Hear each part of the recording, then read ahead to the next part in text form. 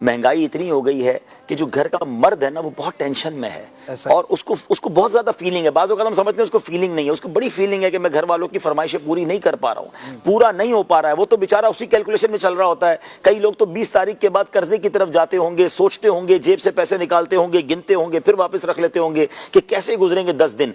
इस वक्त में अब घर वालों का किरदार बहुत ज्यादा अहम है कि उस डिप्रेशन और उस मेहनत करने वाले अपने घर के मर्द को सपोर्ट करें, उसको ताने ना दें, तुम तो कुछ लाते ही नहीं हो, बराबर वालों ने देखो ये ले लिया तो उनके पास इतनी अच्छी इफ्तारी आती है, आप हमें कहीं घुमाने नहीं जाते, अभी तक आपने ईद के कपड़े नहीं दिलाए। देखिए ये वो प्रेशर है जो बंदे से दो गलतियां करवा सकता है। या तो अल्लाह ना करे वो डिप्रेशन का मरीज बनकर खुदा ना खास्ता सुसाइड, खुदकुशी की तरफ जा सकता है। ऐसा हुआ है कि लोग बेचारे नहीं देख पाते थे और रोज घर वालों से ताने मिलते हैं। अच्छा सुसाइड नहीं भी कर रहा, खुदकुशी नहीं भी कर रहा, तो सुन सुन सुन के वो बेचारा डिप्रेशन का मरीज बन रहा है और मरीज बन के तो जो कमा के ला रहा है वो भी नहीं ला सकेगा फिर तो।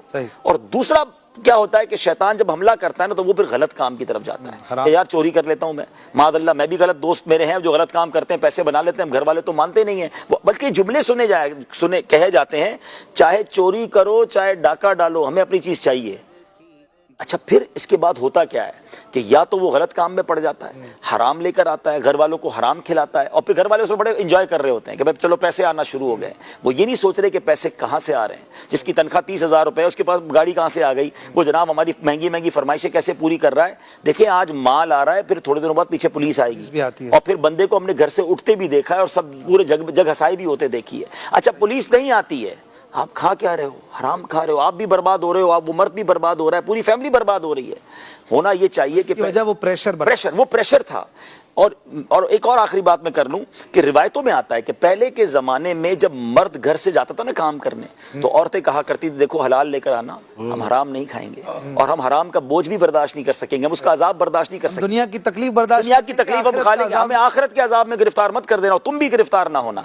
ये वो फैमिलीज हैं जो इस तरह की नेक और पारसा फैमिलीज थी, सब साझा होकर मिलकर रहे, एक दूसरे को सपोर्ट करें, खैर अच्छे दिन आ जाएंगे। एक आखिरी वर्ड मैं कह देता हूं, मैंने अपनी जिंदगी में देखा है कि जिस औरत ने अपने शौहर के साथ मुश्किल वक्त बिताया है ना और मुश्किल में साथ दिया है, अल्लाह ने उसको सुख के दिन जरूर दिखाए, अच्छे दिन जरूर दिखाए। अगर उस मुश्किल वक्त में उस औरत ने ताने ही दिए ना, उस औरत ने, बाज़ औक़ात औरतें घर छोड़ के चली जाती हैं, अरे ये तो वक्त है साथ देने का, शरीक हयात फिर किसको कहते हैं, गाड़ी के 2 पहिए फिर किसको कहते हैं। This is the time to be supportive.